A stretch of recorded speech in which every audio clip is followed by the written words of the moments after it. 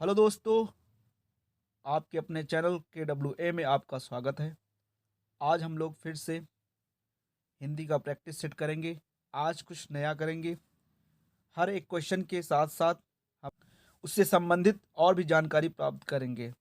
चलिए स्टार्ट करते हैं। आज का पहला क्वेश्चन, निम्नलिखित में से पानी का पर्यायवाची शब्द नहीं है। अम्बु, सर, मेघपुष्प, नीर। बताइए क्या राइट आंसर होगा। Right answer option B, sir. ठीक है, आगे देखते हैं। ये होता है। अब बात करेंगे आगे पर्यायवाची के बारे में। ऐसे शब्द जिनके अर्थ समान हो पर्यायवाची शब्द कहलाते हैं। पानी के पर्यायवाची शब्द हैं जैसे जल, नीर, अम्ब, तोय आदि। सूर्य के पर्यायवाची शब्द Dinkar, Diwakar, Bhanu, Bhaskar.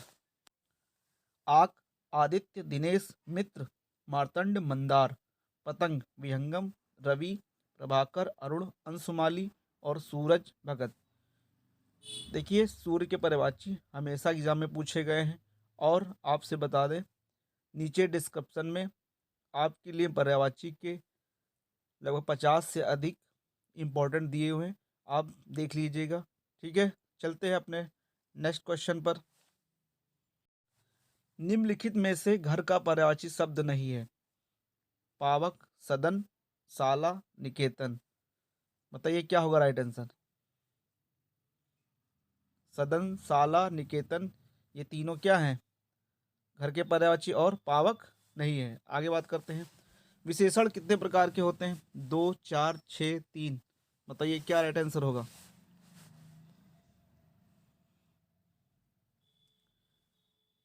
Right answer option B, 4 प्रकार के होते हैं। चलिए इसके बारे में देखते हैं। देखिए, विशेषण के प्रकार। विशेषण 4 प्रकार के होते हैं। पहला, गुणवाचक विशेषण, संख्यावाचक विशेषण, परिणामवाचक विशेषण और संकेतवाचक विशेषण। ठीक है, और इसके बारे में मैंने दे रखा है, पढ़ लीजिए। आगे देखते हैं। सर्वनाम कितने प्रकार के होते हैं? देखो, सर्वनाम 3, 4, 5, 6। क्या होगा राइट आंसर? बताइए क्या होगा right answer. Right answer option D. ठीक, 6 प्रकार के होते हैं। आइए इसके बारे में जानते हैं।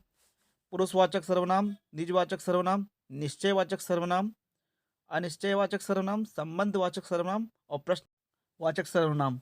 ठीक है, ये रहे आपके 6 प्रकार के। आगे देखते हैं। उत्पत्ति की दृष्टि से शब्दों के कितने भेद हैं? 2, 4, 5, 7। बताइए क्या होगा right answer. Right answer option B, 4 प्रकार के होते हैं। ठीक है, ये 4 प्रकार कौन कौन से हैं? तत्सम, तद्भव, देशज और विदेशज। इसके बारे में और विस्तृत जानकारी प्राप्त करते हैं। चलिए देखते हैं। तत्सम क्या होता है? तत् प्लस सम अर्थात उसके समान। जो शब्द संस्कृत भाषा से ज्यों के त्यों हिंदी में लाए गए हों वे तत्सम शब्द कहलाते हैं। इनका प्रयोग हिंदी में भी उसी रूप में किया जाता है जिस रूप में संस्कृत में किया जाता है। जैसे अग्नि, क्षेत्र, रात्रि, सूर्य, मात्र, पितृ आदि। आगे तद्भव। तद्भव वो जो शब्द रूप बदलने के बाद संस्कृत में हिंदी में आए हैं वे तद्भव कहलाते हैं। जैसे आग तद्भव है और इसी का तत्सम अग्नि होता है। वैसे ही खेत, खेत का क्षेत्र होता है। वैसे रात तद्भव होता है और उसका तत्सम रात्रि होता है। सूरज, सूर्य, माता, मातृ, पिता, पितृ आदि। ठीक है, आगे देखते हैं। देशज जो शब्द क्षेत्रीय प्रभाव के कारण परिस्थिति व आवश्यकता अनुसार बनकर प्रचलित हो गए हैं वे देशज कहलाते हैं। जैसे पगड़ी, गाड़ी, थैला, पेट, खटखटाना। ठीक है, मनई, मनई, मेहरारू। ठीक है, आदि। उसी तरह आगे देखते हैं विदेशज के बारे में। विदेशी जातियों के संपर्क से उनकी भाषा के बहुत से शब्द हिंदी में प्रयुक्त होने लगे हैं। ऐसे शब्द विदेशी अथवा विदेशज शब्द कहलाते हैं। जैसे स्कूल, अनार, आम, कैंची, अचार, पुलिस, टेलीफोन, रिक्शा आदि। ऐसे कुछ विदेशी शब्दों की सूची नीचे दी गई है, जैसे फारसी अनार, चश्मा, जमींदार, दुकान, दरबार, नमक, नमूना, बीमार, बर्फ, रुमाल, आदमी, चुगलखोर, गंदगी, चापलूसी आदि। और भी अरबी शब्द कौन से होते हैं, जैसे औलाद, अमीर, कत्ल, कलम, कानून, खत, फकीर, रिश्वत, औरत, कैदी, मालिक, गरीब आदि। ये सब अरबी शब्द हैं, बहुत बार एग्जाम में पूछा गया। आगे देखते हैं, जैसे तुर्की शब्द कैंची, चाकू, तोप, बारूद, लाश, दरोगा, बहादुर आदि। आगे बात करते हैं पुर्तगाली शब्द अचार, आलपीन, कारतूस, गमला, चाबी, तिजोरी, तौलिया, फीता, साबुन, तंबाकू, कॉफी, कमीज आदि। आगे फ्रांसीसी शब्द कौन से होते हैं, जैसे पुलिस, कार्टून, इंजीनियर, कर्फ्यू, बिगुल आदि। चीनी शब्द कौन से हैं, तूफान, लीची, चाय, पटाखा आदि। यूनानी टेलीफोन, टेलीग्राफ, एटम, डेटा आदि। जापानी को रिक्शा आदि। ठीक है, ये इंपॉर्टेंट शब्द हो गए, बहुत ध्यान से देखिएगा। आगे देख, रचना की दृष्टि से शब्दों के कितने भेद हैं, 2, 3, 4, 5। बताइए राइट आंसर क्या होगा, बताइए। ऑप्शन बी, 3 प्रकार के होते हैं। देखते हैं इसके बारे में विस्तार से। देखिए, रचना के आधार पर शब्दों के 3 भेद किए गए हैं, रूढ़ शब्द, यौगिक शब्द और योग रूढ़ शब्द। ठीक है, अब आगे इसके बारे में बात बताएंगे। अभी आगे देर चलते हैं नेक्स्ट। संज्ञा के कितने भेद हैं, 2, 4, 5, इनमें से कोई नहीं। बताइए क्या राइट आंसर होगा।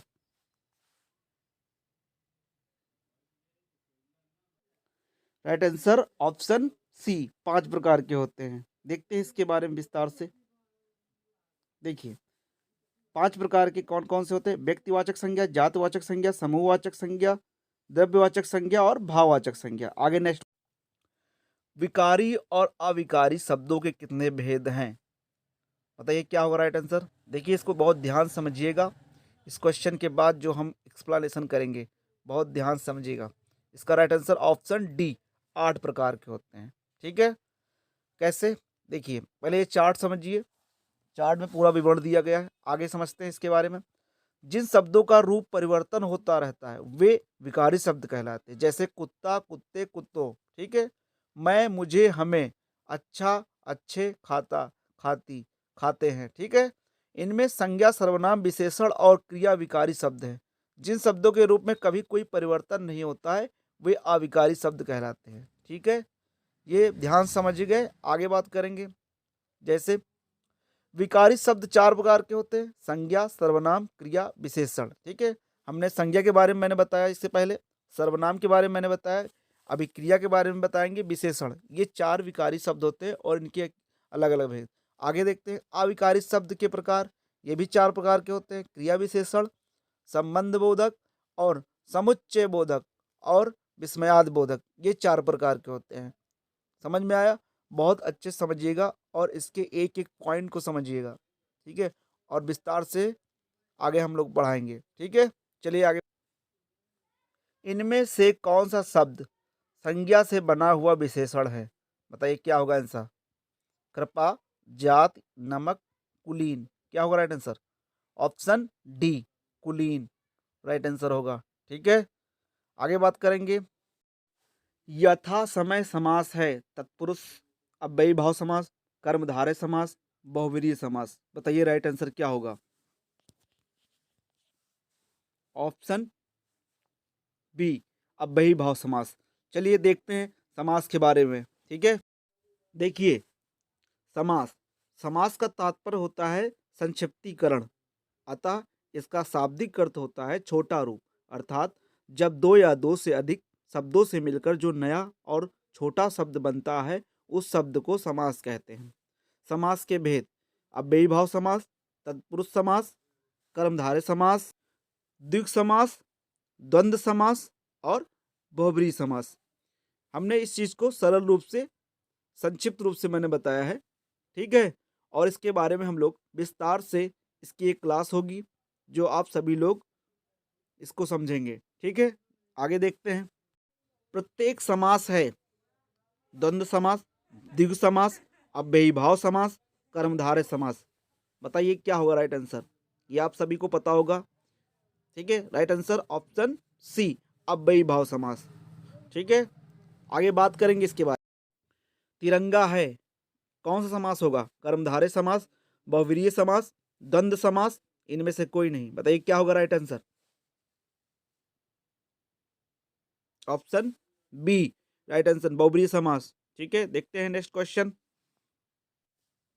कवि का स्त्रीलिंग रूप क्या है, कवियत्री, कवियाणी, कवियत्री, इनमें से कोई नहीं। राइट आंसर ऑप्शन सी, कवियत्री। चलिए इसके बारे में विस्तार से जानते हैं। लिंग के भेद, लिंग मुख्यतः 3 भेद होते हैं, पुल्लिंग, स्त्रीलिंग और नपुंसक लिंग। ठीक है, चलिए आगे और देखते हैं इसके बारे में। पुल्लिंग किसे कहते हैं, शब्द का वह रूप जिसके पता लगाया जाता है कि वह पुरुष जात का है, उन्हें पुल्लिंग कहा जाता है। जैसे बेटा, कुत्ता, लड़का, घोड़ा, भेड़ आदि।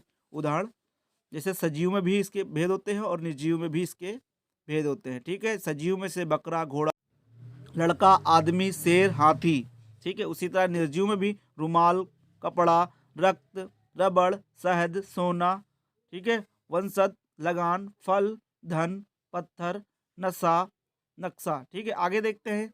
स्त्रीलिंग किसे कहते हैं, शब्द का वह रूप जिसे जिससे पता लगाया जाता है कि वह स्त्री जाति है, उन्हें स्त्रीलिंग कहा जाता है। जैसे बेटी, पुत्री, शिक्षिका, गाय, मोरनी आदि।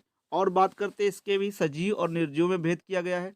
सजीव में माता, लड़की, भेड़, गाय, भैंस, बकरी, लोमड़ी, बंदरिया, मछली।